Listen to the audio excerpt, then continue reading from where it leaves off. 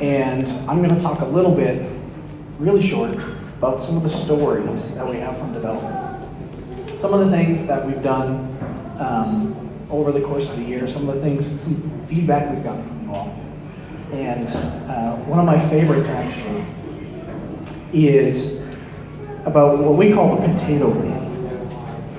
And it sounds really weird, but I think it was 1.6, update 1.6. We were going through the /bugs and the /feedback that you all give us. And there was this series of /feedbacks. And it was actually a story that somebody had written about this lady and her family. And it turns out that her family had disappeared, and that they were potatoes. And we didn't really understand why that was a big thing and what it was, but eventually the story kind of got to the end. And what had happened was this person had some potatoes in their inventory. And for whatever reason, they got converted over to some other thing. I think it was leeks or something like that. And they were really upset that they lost all these potatoes. So they wrote this story about, missing their family and whatnot to try and bring it home, that this was an important thing and it was really important to them, and we had to fix that. So, it's something that we talk about all the time when we're going through PTS feedback. Is, hey, do you remember this potato lady? How, there's this one weird bug where this thing happened and it converted all of these items to this other item. And so I think the thing that, makes me laugh the most about all of that is it was just a simple, kind of silly story that somebody had taken 15 or 20 minutes to write, and we actually read it. We go through all of the bugs, we go through all of the feedback that you guys submit to us. And we don't necessarily comment on everything that you guys write. We don't necessarily respond to everything that you guys write, but we do read it, we do see it, we do fix it. We actually found the bug, and it was some dumb thing that we had done. But we got it fixed. And that person had actually written another /feedback on another PTS build saying, thank you, my family has returned, and she was so happy about it. So it was just kind of this really funny thing that,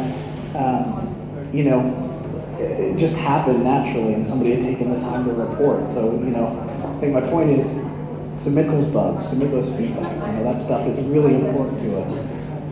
We do read it, we do act on it. I should introduce these guys. But do we need to? Everybody knows who these guys are, right?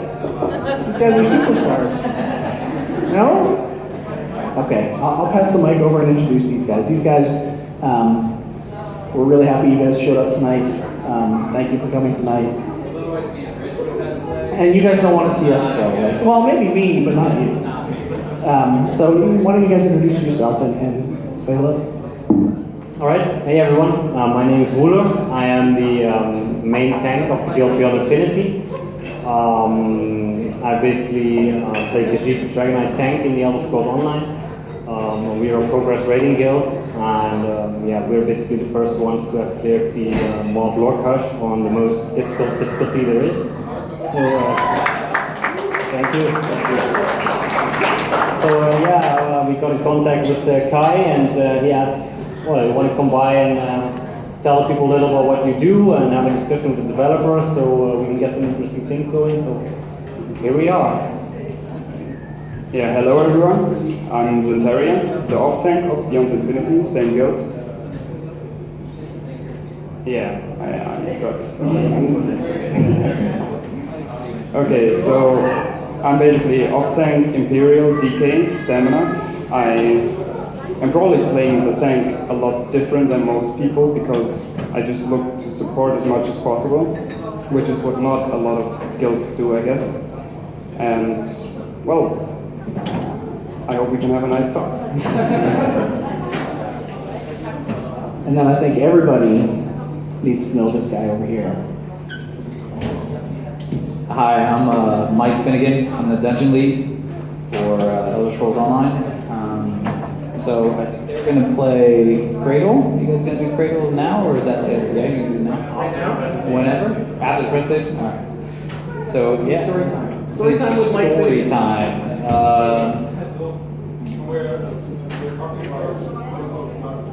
Ruins of Mazatun. Ruins of Mazatun was, yeah, it was an interesting concept that we kind of took a look at. We wanted to go back to like Argonian roots with that, and we kind of explored a lot of what was in the lore and what we could do. And then we had our writer at the time was really infatuated with the Winchester Castle. That's a castle in America that the lady who built it was really crazy.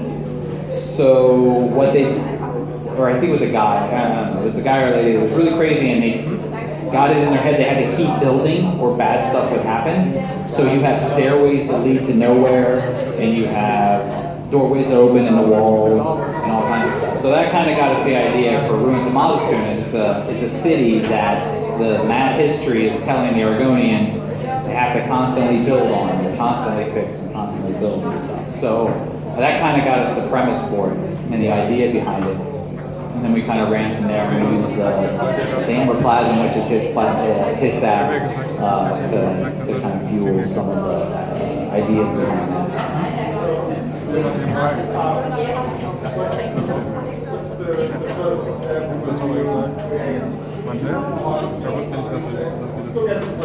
So break it down. So the first thing we have to do, or the first thing we do when we look at a monster, there's a couple steps. If the monster is kind of already made, then a lot of times what our designers will do is they'll take a look and we have a list of animations that the monster currently has.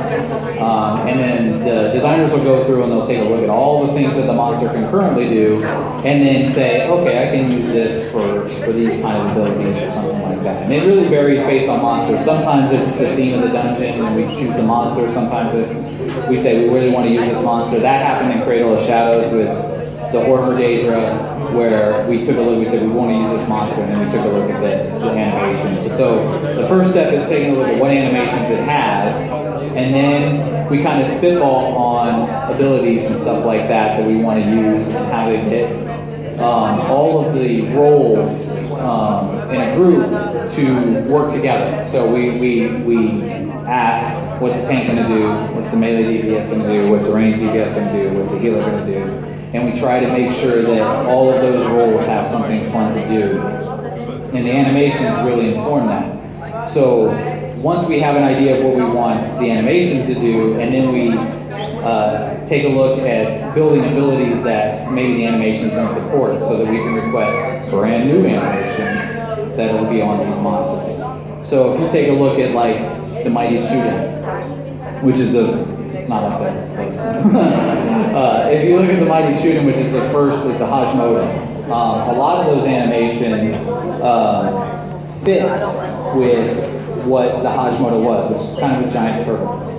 But what we wanted to do is want to make it really big. So that has all kinds of implications for animation that when it's not as simple as just taking a small monster and then making it really big. That's why you don't see 300-foot Bankin or anything like that. It's because when you take a monster and you make it that big, its animations will look like it's sliding, and it'll be moving around, and it actually won't look that good. So we have to go, whenever we want to scale anything up that big, we have to go back to the art department and say, can you make this so that it doesn't look like it's ice skating?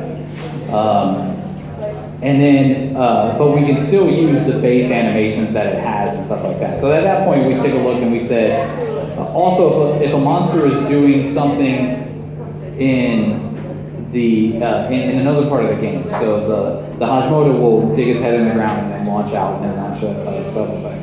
We don't want to make that animation completely different than what the boss is going to do. So a lot of times, so it wouldn't be like stick its head in the ground and then a volcano erupts. And you're like, but that's not what it does in the real world or in the rest of the game. So we want to try to build on that. So this one launches out 3 different things rather than 1. So we just try to build on the animations or on the abilities that it has currently.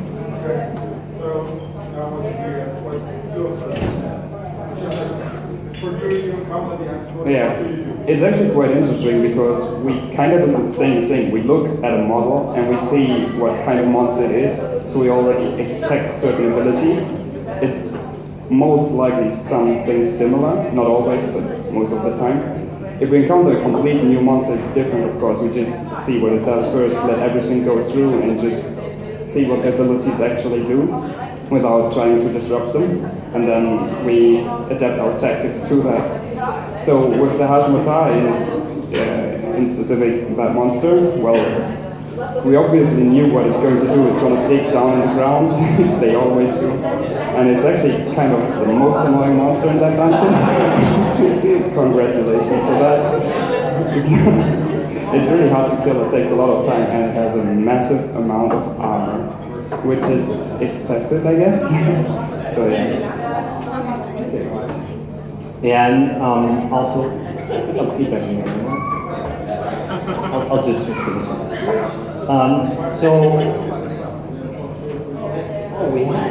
That's yours?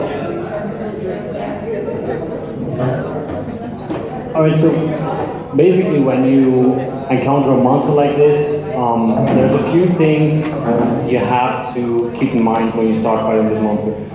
First of all is, especially in trials, but also in dungeons, you should not expect to get it done the first time. So what you start doing is you start analyzing what is this monster doing, what animations is it making, and one thing a lot of people forget, and a lot of people even turn off, is dialogue. What's very important for monsters is specific dialogue to cast specific abilities.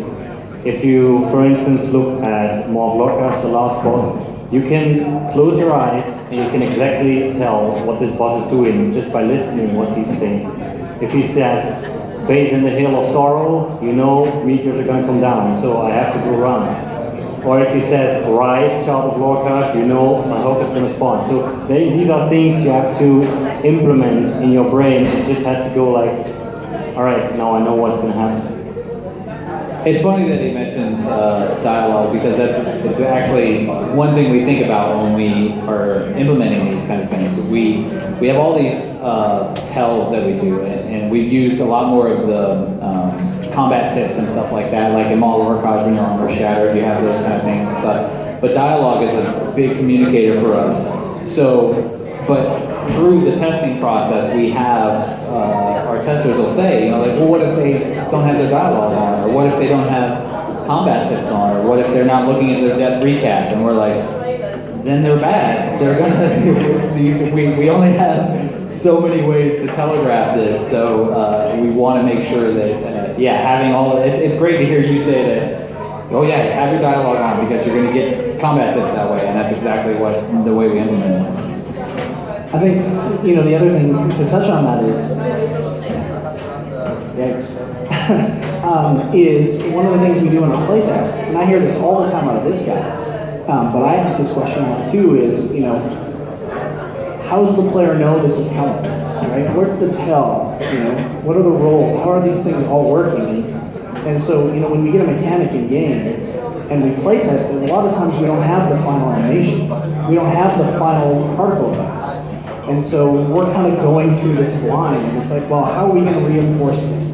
When you say, the cat says this line, or he says this line, or this line, that's something that the team has had to consciously think about while they're implementing it, so that everybody can kind of pick up on this and start playing through this. And it's a really important thing to not only our initial designs, but just the overall feel of, this isn't just a punishing thing that's going to kill me. And the only way I can learn how to do it is by trial and error.